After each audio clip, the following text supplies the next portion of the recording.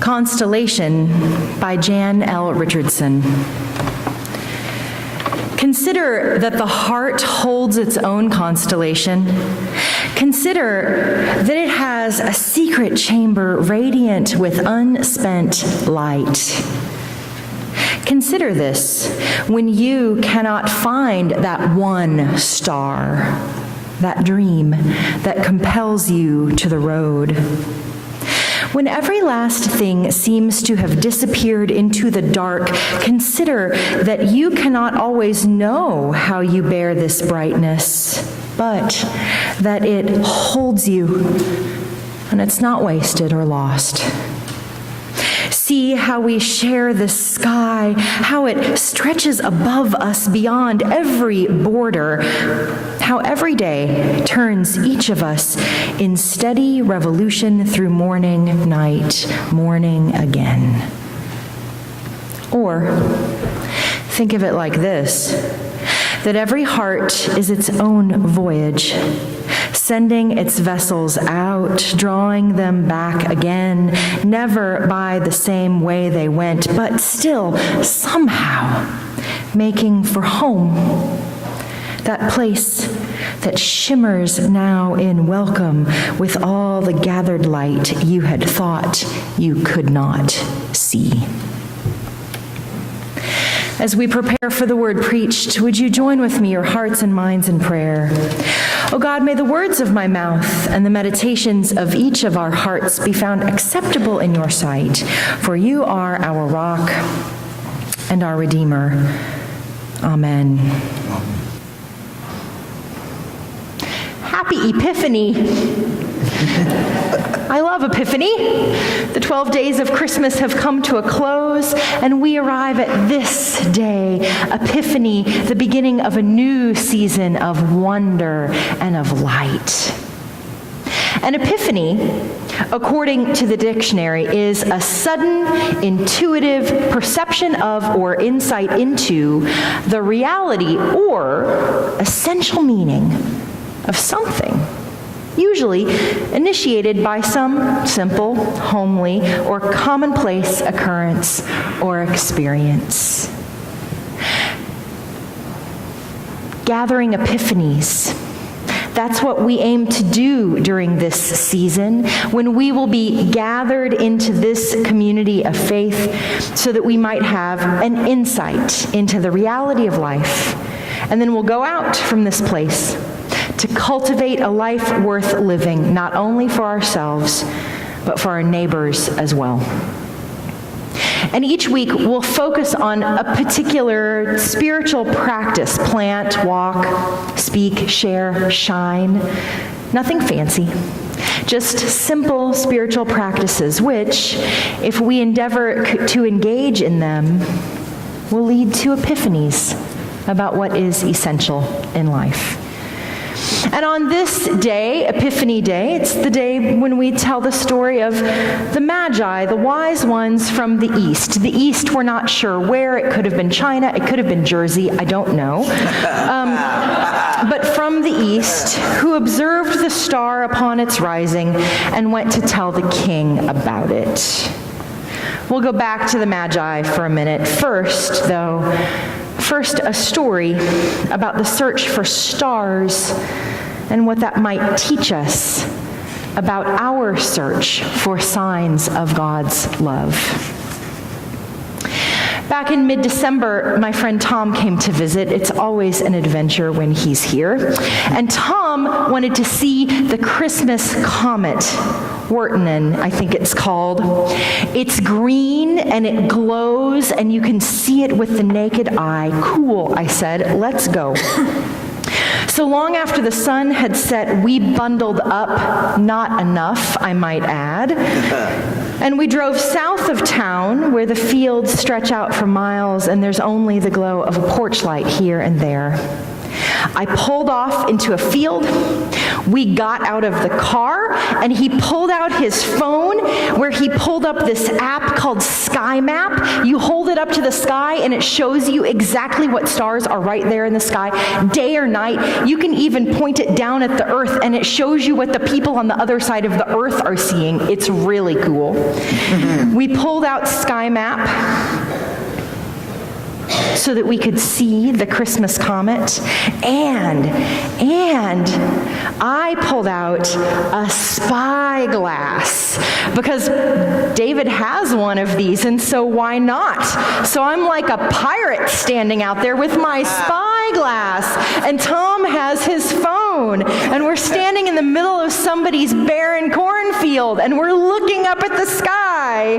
We are ready, and we look. And we look, and we look, and I'm starting to get cold, so we get back in the car for a little bit. We regroup, we go out again, and we look, and we look, and we look. And we are standing there like two turkeys in the rain, staring up at the sky with our mouths open. And Tom says, "It should be right there. It's right there, we just can't see it." The moon was so bright. It was bright as day. By this point, neither of us could feel our fingers, so we decided to get in the car and go. What does this have to teach us about seeking signs of God's love? Well, as we seek to cultivate a life worth living, like the wise ones of old, we look to the stars. And sometimes, when you're looking for God's love, you gather everything you think you need in order to find it, and you try, and you try, and you try. But you just can't see it. You try really hard, but you just can't see it. And that doesn't mean it's not there. It doesn't mean that it's not there. So we left the field, and we drove to one of those big box stores on Urbana's east side. It was so late that we had to park by the produce section and enter those doors because the houseware doors were locked. I never go in the produce doors. I'm a person of habit. I always park at the other end of the building. So I'm a little frustrated and off-kilter because I'm having to walk in an entrance that I don't normally walk in. We walk in the room,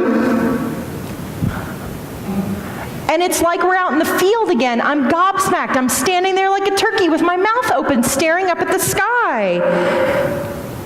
"What?" Tom says. "That," I say. "Look at that.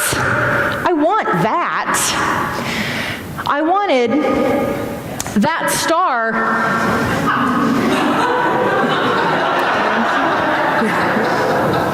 I had never seen it before because I walk in the houseware section instead of the produce section. And see, when I go in that side of the building, by the time I get to the produce section, I am too focused on like apples and raspberries and the prospect of fancy cheese before I get to the checkout, that I never look up. I never saw the gigantic 6-point star above the produce section, but it had been hanging there all along. I had never seen it. As we seek to cultivate a life worth living, like the wise ones of old, we look to the stars. And what do we learn, especially on this Sunday, as we focus on seeking God's love? Well, we learn that sometimes when you are looking for God's love, you miss it completely. You're too distracted, stuck in your normal way of doing things. But we also learn that if you make changes in the way you live, sometimes Just one little change makes it possible for you to see it right there, big and bold. And you realize that God's love has been there all along. So after much silliness in the big box store, we went home. And while David and I stood in the kitchen unpacking groceries, Tommy went outside for one more load of stuff, and my phone buzzed. I looked down, and it was Tom texting me from the driveway. It said, "Come outside. I can see the Christmas comet from your driveway." So we dropped the groceries and we threw on shoes and coats and ran outside. And then David, Tom, and I all stood there in my driveway like turkeys in the rain with our mouths wide open, amazed. Because there it was, bright, green, and glowing, just like they said it would be. We could see it from our driveway. We didn't even have to leave home. We didn't even have to leave home. We stood there, we three not-so-wise ones, and marveled at the star at its rising. As we seek to cultivate a life worth living, like the wise ones of old, we look to the stars. What do we learn, especially on this Sunday as we focus on seeking signs of God's love? Well, sometimes when you're looking for God's love, remind yourself of the miracle of Christmas, of Emmanuel, which is God with us, God in the flesh. God is at home with us. Love lives here with us. God's love is always at home in you. You don't have to go any place to seek it or to find it. I said we'd get back to the Magi, and we will. See, it's important to remember how this ancient story ends. Seeking signs of God's love shining brightly for the world to see, well, it brought enjoyment, excitement, joy to the wise ones, but it struck fear in the king. Remember, God's love will not always be a welcomed sign for everyone. The way of Jesus, the sovereign who reigns over all creation, those ways are not the ways of the world. And if you follow in the way of Jesus, if you cultivate a life worth living, which is marked by loving kindness and mercy and sharing and generosity, well, then you reject the ways of the world. But friends, if you follow in the ways of the world, you end up rejecting the way of Jesus. We see it happen all the time with the Herods of our day. And Herod was so fearful that his way of life would end with the birth of this child that he ordered a genocide. He ordered that all of the little boys under 2 years old be killed. And maybe that's why the wise ones brought gold, frankincense, and myrrh instead of bibs and pack-and-plays and diapers. Maybe the wise one gave those coveted gifts so that the Holy Family could fund their flight to Egypt. No one leaves home unless home is the mouth of a shark, writes British Somali poet Warsan Shire in the poem Home, which is about refugees. You see, we see that old story play out again and again, and we see it played out today before our very eyes. Some of us see refugees as beloved. Some of us see refugees as signs of God's love, while others see them as a threat. Seeing signs of God's love shining brightly for the world to see brought joy and excitement to some, but it struck fear in the king. What do you see? What will you do about it? I suspect that for those of us who sit in these pews, and for other people in our community, and for other people across our nation, that we will continue in the way of Jesus. We see that happening already. Because once you see signs of God's love in the world, you respond. You live out that love in amazing and sometimes challenging ways. So when you see signs of God's love, don't expect what comes next to be easy. So again, back to the metaphor of that starry night. Back to the big box store where I saw that star and knew that I wanted it for this place.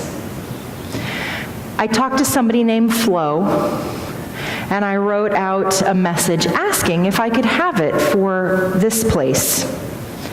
And Flo said she would hand it to the manager. And then I didn't hear anything for weeks and weeks and weeks.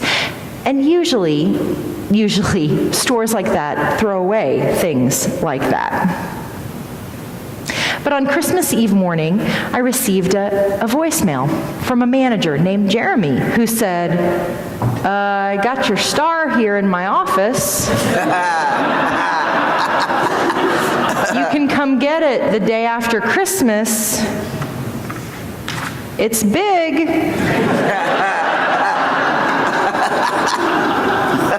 So the morning after Christmas, I got dressed and I drove the minivan to Meijer, and a nice young stock boy helped me carry it out to my minivan where it didn't fit. So then I had to go home and send David back to Meijer to strap it to the top of the car and drive it home. And then when we got home, I took a picture of myself holding the star on my porch above my head. As we seek to cultivate a life worth living, sometimes, hopefully more than sometimes, when we're looking for signs of God's love and you see them, then you make sure that all people can see them in big, bold ways. And so, friends, may God's love and the extravagance of it be an epiphany for you to go seek and cultivate a life worth living, not just for you, not just for us alone, but for our neighbors as well. Amen. Amen.